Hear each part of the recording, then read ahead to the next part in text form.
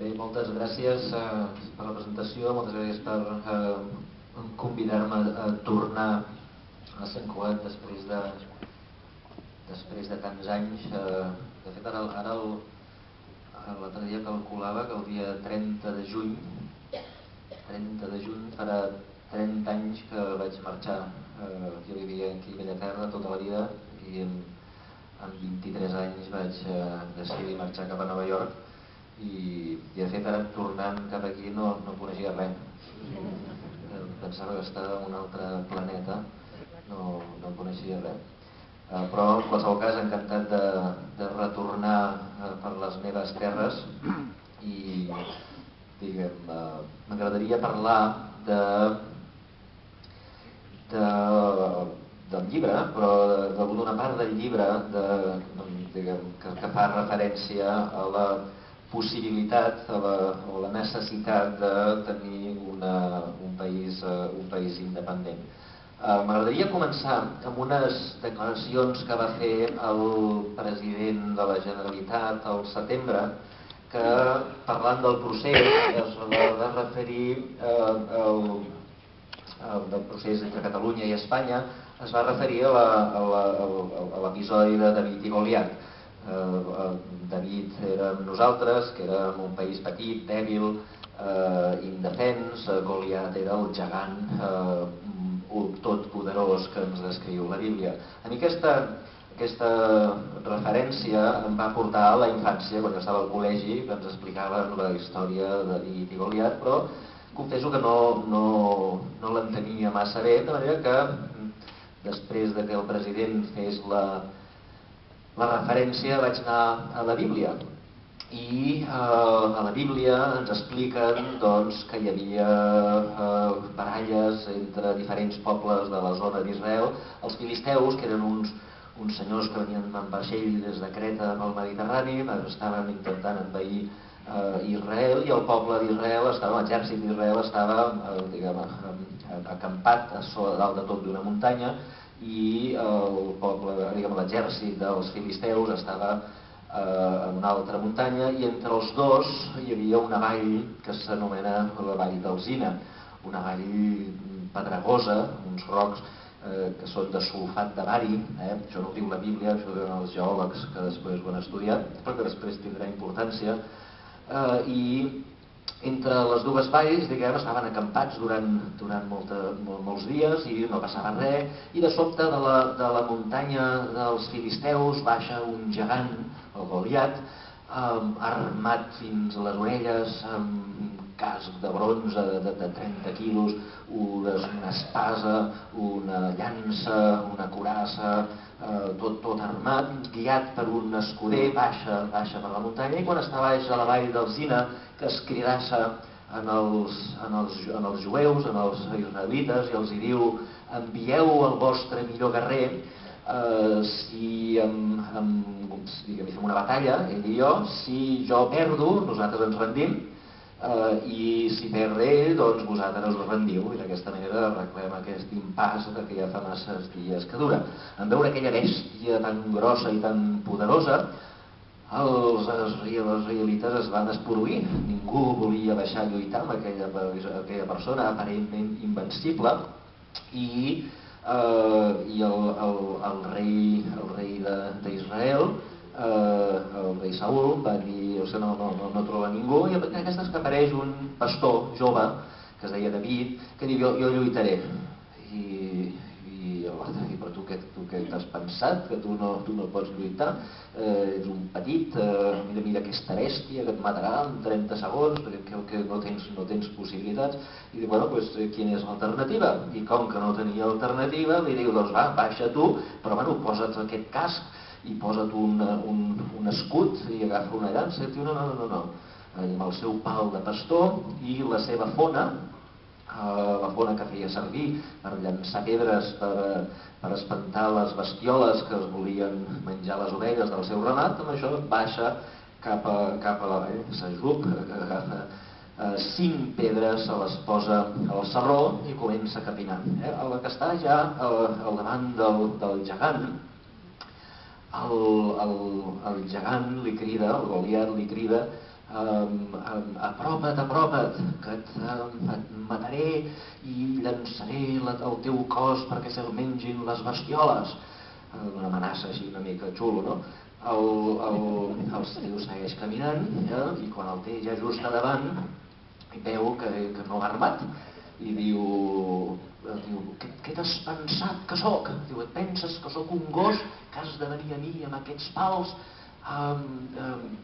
El xaval no s'immuta, agafa una pedra del sarró, comença a moure la fona, tira la pedra i li fot just al mig del cervell, entre l'ull i ull, i el mata. El gegant cau a terra i això, diguem, és un episodi que apareix a la Bíblia. Òbviament la Bíblia fa la interpretació una mica esbiaixada de dir, escolta'm, com que era impossible que aquell noi guanyés en el gegant, doncs això és una demostració de que Déu està a favor del poble d'Israel. Diguem, si Déu està a favor d'Israel o no, no ho sabem. El que sí sabem és que això ha passat a la història com la història més emblemàtica de la lluita entre el dèbil i el fort, on el dèbil acaba guanyant. I aquesta és la història que va fer servir l'Artur Mas al setembre, quan comparava Catalunya amb David i Espanya amb Goliat. Jo aquesta història no m'acaba de convèncer, no m'acaba de convèncer, i vaig seguir investigant sobre la història aquesta i resulta que quan investigues t'adones que ni David és tan dèbil ni Goliat és tan fort, perquè jo havia llegit un llibre d'un filòsof canadenc que es diu Malcolm Gladwell, que explica, entre d'altres coses, això que de Goliat no era tan fort. Per què no era tan fort Goliat? Fixeu-vos el que diu la Bíblia, detalls del que us acabo d'explicar. El gegant baixa de la muntanya, fixeu-vos que he dit que baixava guiat per un escuder, anava guiat pel seu escuder. Si sabeu una mica de teoria militar de l'antiguitat, sé que tots en sabeu una mica, els escuders no anaven al camp de batalla. Els escuders no anaven al camp de batalla, els escuders eren els bordets que estaven a darrere, els que netejaven l'escut quan s'acabava la batalla. Aquest el guiava un escuder. Segon, quan el tenia just allà davant li diu apropa't, com si no el veiés. Diu, no, si estic aquí davant, no sé apropa't, si estic aquí. I és més, quan el té just a davant li diu, què et penses que sóc un gos que m'has de venir a mi amb aquests pals? Pals? Un pal. Però aquell senyor en deia dos de pals. Un escuder el guiava, apropa't, i el tenia allà davant. Deia un aquest tio no veia res, i el tio estava sec. Clar, si un pensa després, a veure, un tio de 2,5 metres, que és mig sec, avui dia sabem que hi ha una malaltia, un tipus de gegantisme que es diu acromegàlia, que bàsicament és un tumor a la glàndula pituïtària que segrega hormones al creixement. Hi ha alguns jugadors de bàsquet, que són aquests que tenen una cara així com de gegants, una cara més oberta, algun jugador del Barça ha sigut així, que són bastant petosos.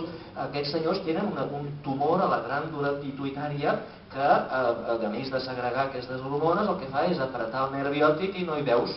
Per tant, en lloc d'un gegant invencible, estava davant d'un cec malalt amb un tumor cerebral. Això, quan penseu en el procés Catalunya-Espanya, penseu en això. Però segona, aquest tio no era tan poderós com semblava. Però segona, l'altre no era tan dèbil com semblava. Un pastor, pobre noi, què farà davant d'un gegant armat fins a les dents? Bé, és veritat que era un pastor, però portava una fona.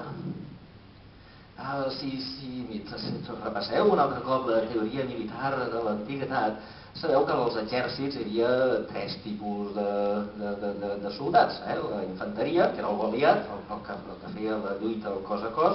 Llavors hi havia la cavalleria, que estava incipient, tot just s'acabava de domesticar el cavall en aquella època, amb prou feina s'havien inventat els carros i s'havien posat els carros darrere dels cavalls. Però després hi havia l'artilleria. I a l'artilleria hi havia els arquers i hi havia els foners.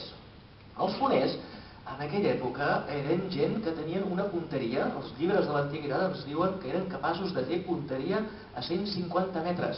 És a dir, un camp de futbol i mig, punteria. Movien la fona a una velocitat increïble, 6 revolucions per segon, i quan deixaven anar la pedra sortia a una velocitat de 150 km per hora, amb una punteria brutal.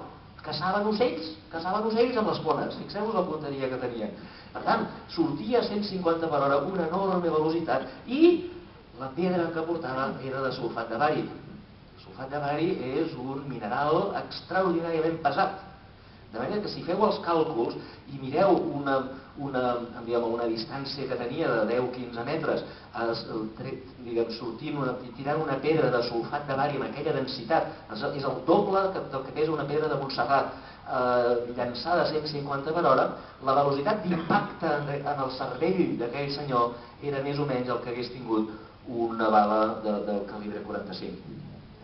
Per tant, més que la imatge del senyor totpoderós, que s'estava enfrontant amb un noi dèbil, fixeu-vos que estem més aviat davant de la imatge sabeu la pel·lícula de l'Indiana Jones? Recordeu aquella imatge que surt el senyor de l'espàs, allò que sembla que el va matar i l'altre es treu la pistola i li fot pum al cap? La situació de David i Goliat més aviat és aquesta. El que era fort de veritat era el David, i no pas el Goliat. Tot això ho explico perquè el president ens va posar l'exemple de David i Goliat, i jo crec que el president tenia raó, però no per la raó que ell ho deia. Ell ho deia perquè nosaltres som els dèbils, i per tant ell deia hem de ser astuts. I és veritat que hem de ser astuts, i és veritat que el David era astut. El David ho sabia al minut 1. El David, quan li diuen al rei Saül no em vull ni posar casc ni posar res, per què? Perquè ell sabia que no podia lluitar cos a cos. No pots lluitar mai, has de lluitar des de la distància amb la superpoderosíssima arma que és la fona. Doncs tot això m'agradaria parlar-ho, tenir-ho en compte en aquest procés que estem vivint, en el qual molts de nosaltres estem pensant què faríem, com decidiríem, com prendríem la decisió crucial de si hem de votar sí o hem de votar no. Per què som més forts del que pensem? Per què en realitat no tenim aquesta debilitat que se'ns suposa? Doncs bé, per entendre-ho, heu pensar que estem jugant una partida molt complicada. I per tant, això és una cosa que els economistes analitzem amb una branca de l'economia, de la matemàtica, de fet, que es diu la teoria de jocs. I en aquest sentit hem d'estar tots contents, hem d'estar tots tranquils, perquè en el camp de la teoria de jocs hi ha un economista molt important, el més important del món, el líder, el que ha escrit el llibre més important que tothom ha de llegir, tothom que sap teoria de jocs ha de llegir, i aquest senyor es diu Andreu Mas-Colell, que aquest el tenim nosaltres, aquest és el conseller. Doncs bé, estem en una partida complicada, no és una partida d'escacs, és una partida molt més complicada, però que hi ha una part de la teoria dels jocs que heu d'entendre, que és molt important, que és el que s'anomena la teoria o el fenomen de la inconsistència temporal. Inconsistència temporal. Per entendre la inconsistència